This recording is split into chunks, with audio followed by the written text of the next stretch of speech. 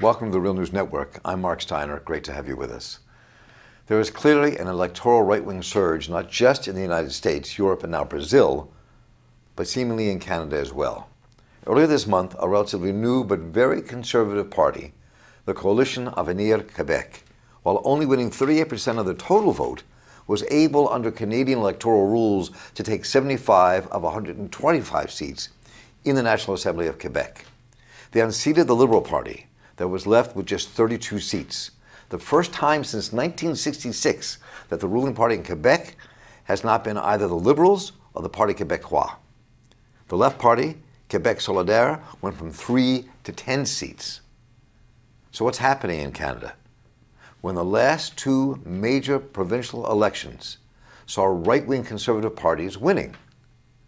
In June, the Trump-like conservative candidate, former mayor of Toronto, Doug Ford, won the premiership with the left NDP party in second place. So what is behind this right-wing surge, if there is one in Canada? Some say there's not. We are joined by Ethan Cox, co-founder and editor of Ricochet Media.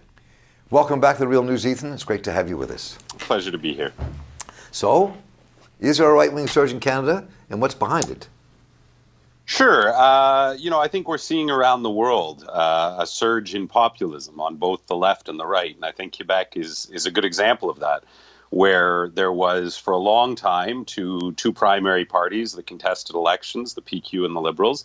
And in this election, we saw both of them reduced substantially with strong growth and support for upstart parties on the left and the right that are more populist.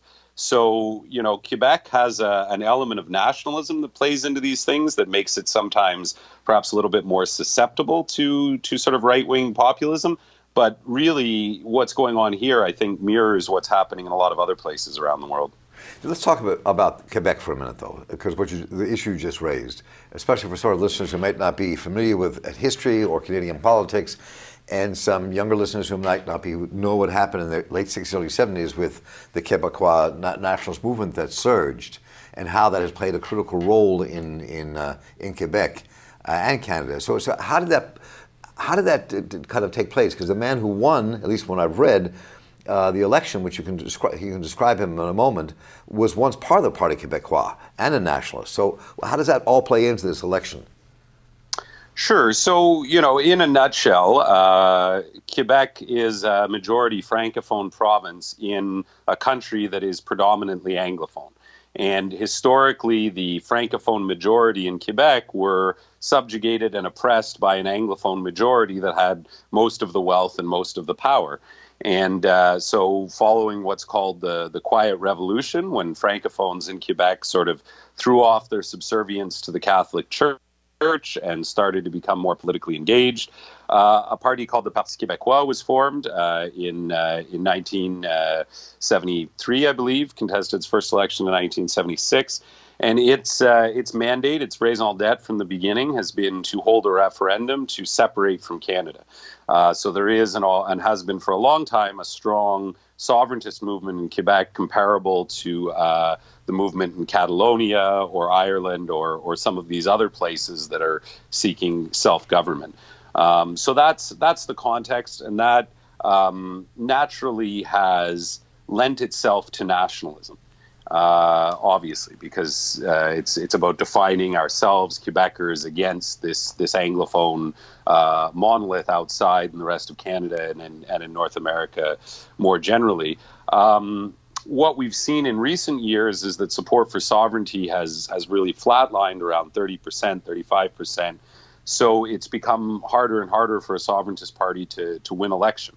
And so what we saw with the CAQ, when François Legault, who, as you mentioned, was a former PQ cabinet minister, when he left and started the CAQ, the stated intention of that party was to be a nationalist party, to stand up for and defend Quebec's interests, but a party that did not want to separate from Canada. So in that kind of nationalist perspective of what we just saw, and I'm curious where you think this takes Quebec now. I mean, is this a referendum about the Liberal Party? Is it? I think looking at this, people say, "Oh, is the Liberal Party now in trouble in Canada?" because of this election. They lost this election, they lost the Ontario election. What does that portend, if anything? It's hard to compare provincially to federally because the Liberal parties are all different and have different politics. The Liberal Party in Quebec is much more right-wing than the federal Liberal Party of Justin Trudeau. So it's hard to compare exactly, but what we know is that about a year ago, a poll was done that found that exactly half of Quebecers, 50%, believe that the ruling parties that have been in power for the last 30 years have betrayed Quebec. So that's the PQ and the Liberals. So there's, half the population that just really don't like those parties, want them to be replaced. In terms of the Liberals, this is a government that had imposed a punishing austerity regime, cut over $2 billion from healthcare, $1 billion from education. Children's schools are falling down. People can't get doctors, nurses, seniors in care are being fed powdered food. So there was a great deal of frustration and anger with the Liberals that played into this election. For over 2/3 of the electorate, the PQ and Quebec Solidaire were not really options because they're sovereigntist parties, and 2/3 of the electorate is not in support of sovereignty at this point. But what happened in Quebec, really, it's important to qualify it because the CAQ is very different to the far-right parties that we see internationally. They are right-wing. They're not, anywhere in the territory of Jair Bolsonaro or Golden Dawn or any of these movements, and they're not even nearly as far right-wing as Doug Ford. What the CAQ is known for is having a strong identity platform. And so they campaigned on a promise to reduce immigration levels and also to bring in legislation that would bar people who work in the public service or who get public services from the government from wearing any sort of visible religious symbols. This is a debate that's been going on in Quebec for many years. The PQ in 2014 brought forward a Charter of Quebec Values that would have done something similar. Of course, it's a very frustrating, cynical, xenophobic move. It accomplishes nothing, and it's very carefully calculated because in Quebec, Catholicism is the historical religion. So Catholics typically wear a cross that is not that hard to put under your shirt, whereas, Jews are more likely to wear a kippah, Sikhs to wear a turban, Muslims to wear a hijab, etc. So these policies that have been brought forward by the PQ and CAQ are certainly xenophobic, are certainly arguably racist in that they disproportionately impact people of color. But what happened in this election was, first and foremost, the CAQ were elected as a change vote. They actually spent a lot of the campaign downplaying their identity position, so they didn't win by going hard to the xenophobic, ultra-nationalist right. They actually won in the other direction, campaigning against the Liberal record of austerity, talking about, increasing places in publicly subsidized daycare, things like this.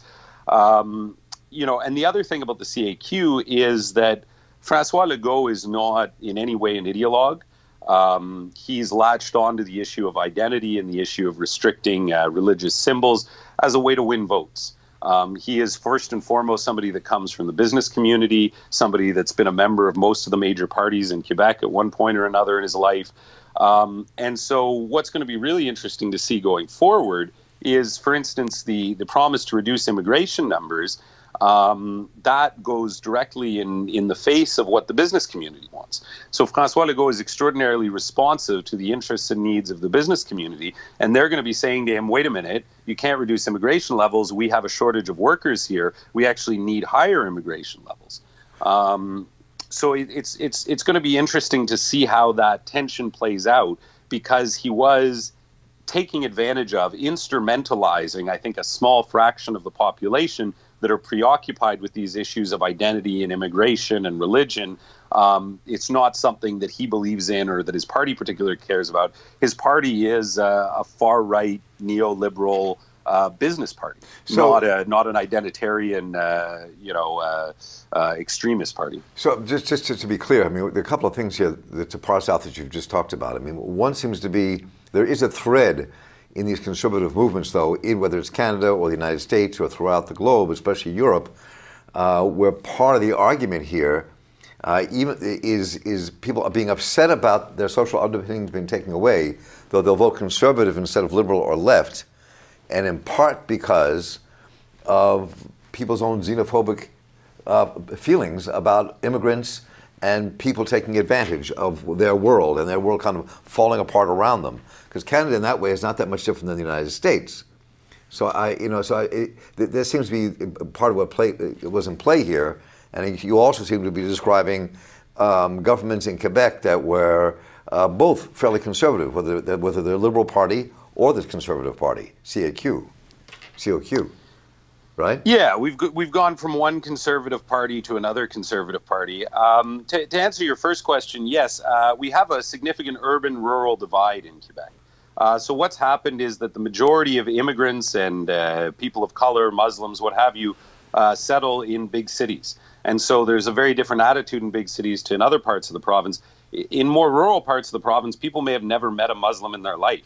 And so their entire understanding of who and what immigrants are, of who and what Muslims are, is drawn from media that is sensationalist, that runs on a loop footage of a couple of women wearing niqabs in Montreal. So you would be forgiven if you lived in the regions and watched Quebec's most popular television channel for thinking that the streets of Montreal are overrun with women wearing niqabs, and it's really just the same footage of a couple of people that gets played in a loop. So you have all of these pundits and all of these politicians who are stoking and then profiting from fear among people that don't really have any interaction with immigrants at all.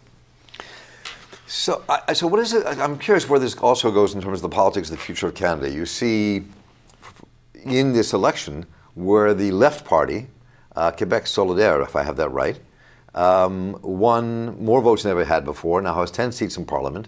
The Parti Quebecois now only has 9 seats in the Parliament. So what does that surge mean, if anything? It means a lot. The PQ has been traditionally the Social Democratic Party in Quebec politics, and they have traditionally stood for two things: sovereignty and social democracy.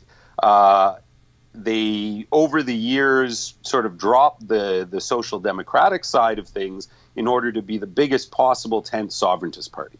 So as sovereignty started to lose in popularity, they started to say, look, we just want to be the party of all sovereigntists. You can be as far right-wing as you want. If you believe Quebec should be a sovereign country, then you should join the PQ.